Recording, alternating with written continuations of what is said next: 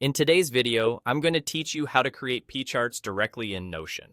We'll keep this quick, clear, and practical so you can visualize your data without leaving your workspace. Start by opening any Notion page where you want the chart to appear. Click into an empty line and type a /, then the word chart.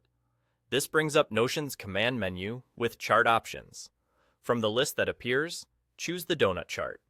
A donut chart is a type of pie chart that shows parts of a whole, but with a hollow center that makes it easy to read proportions at a glance.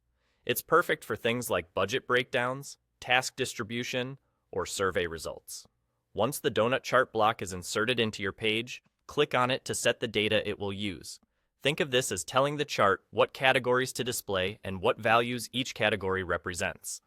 Give each slice a clear label like marketing, operations, or design, and then assign a number to each one that reflects its size.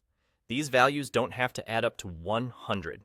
The chart will automatically calculate the proportions. If you prefer working with percentages, you can enter those too. Keep labels short but descriptive so the chart stays readable, especially if you have several slices. As you input data, you'll see the chart update in real time. This makes it easy to spot mistakes or refine how your information is grouped. If your chart allows adjustments like colors, legend display, or whether to show numbers or percentages, choose settings that improve clarity and emphasize what matters most. High contrast colors help distinguish slices, and concise labels keep the chart clean. If something looks crowded, consider combining tiny categories into an other slice so the main insights stand out.